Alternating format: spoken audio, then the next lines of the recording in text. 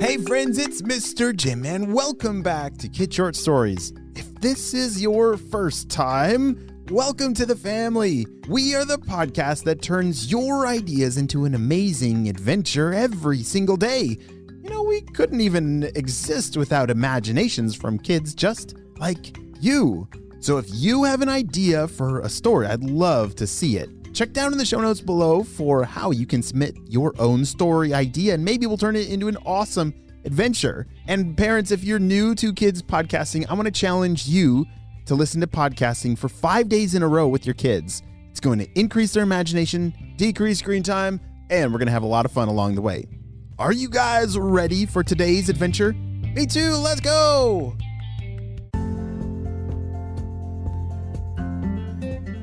Spark was a shark who was tired of swimming. Oh man, I really want to walk, said Spark to any sea creature that would listen, but they didn't understand his dream. You're a shark, they would shout. You swim in the seas, float to the ocean, gobble fish in the Gulf.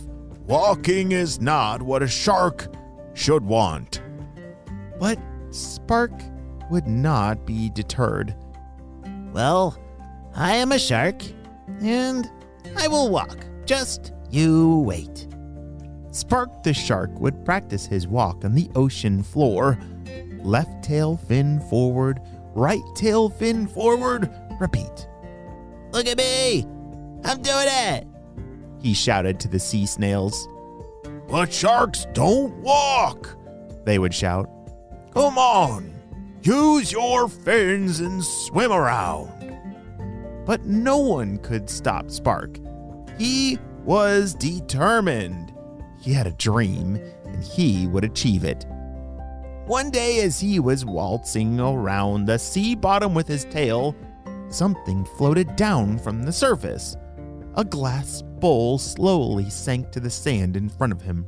It was round and the perfect size to fit over his head. Huh, it's a sign from above. A helmet for land living. And Spark the shark stuck the bowl to his head and swam up. As his bowl broke the surface, he tested its effectiveness. A tight fit to his face, no water leaked out, and the glass was clear, nothing obstructing his view. It's perfect, said Spark. This allowed him to breathe water while he was up above the water in the air. He swam his way toward the beach. The beachgoers saw the shark fin approaching and, shark in the water! They ran to safety on the sand. Under the water, Spark couldn't hear them. He approached the shallow end. Okay, just like I've practiced, he coached himself. Then he popped up his tail fin, waddling from the left to the right, and repeated. He made it to the sand and continued on to the shore.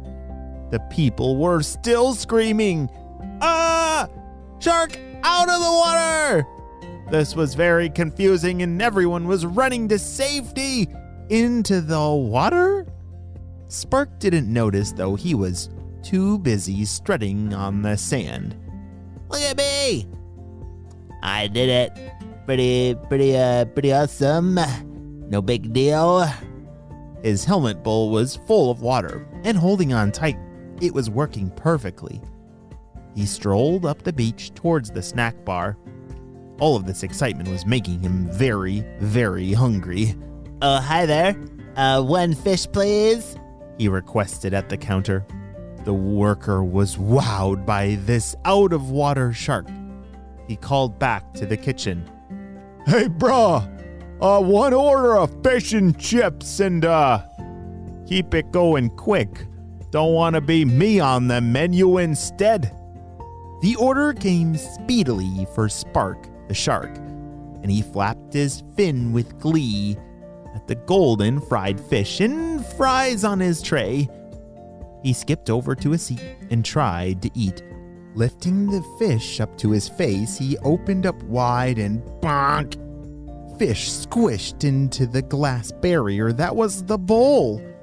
He tried to squeeze it under the bowl, but water dribbled out during his attempt. Oh dear, that's not good. Aw, man. The shark sighed. No lunch on land for me, I guess. But not to be deterred, he kept walking down the boardwalk. Shop owners gave him a wide berth, meaning they got out of his way. Unsure of what he could do, even if his jaws were stuck behind a glass bowl. Spark spotted a store full of clothes. Human fashion? Wow, perfect for a land shark like me.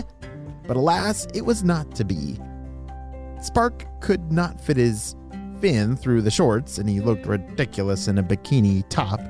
He tried a very, very fancy hat, but he couldn't find one large enough for his bowl-shaped head. He grabbed a beach towel instead. He tried to pay for this beach towel, but the store clerk wouldn't even come out from under the register. Just take it, please. Just don't eat me.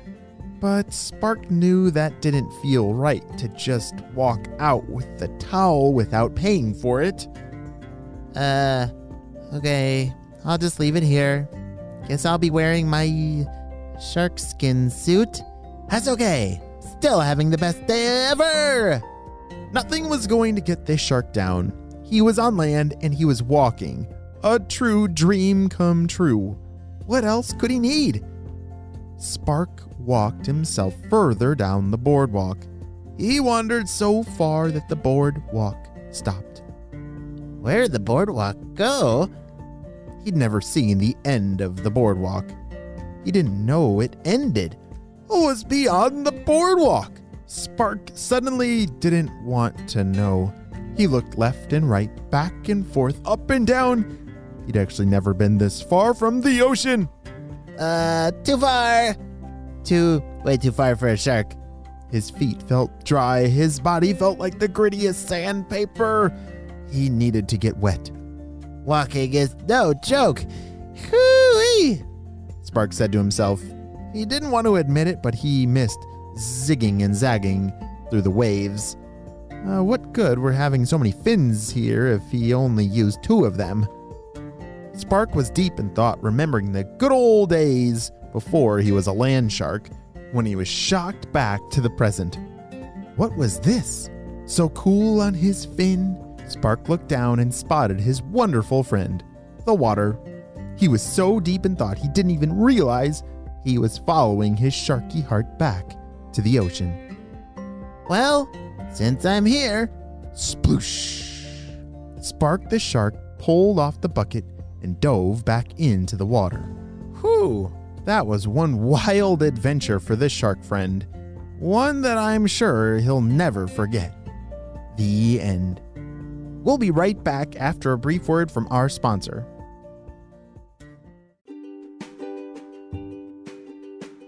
Hey friends, I need your help celebrating 2 birthdays. Drum roll, please. Happy birthday, Aurelia, who's turning 6 years old. Aurelia loves playing with her collection of soft snuggies, drawing pictures for her family, and playing with her siblings, Eliathina and Abigail. Wow, I'm so glad we got to celebrate you and your big day on the show, Aurelia. Happy 6th birthday!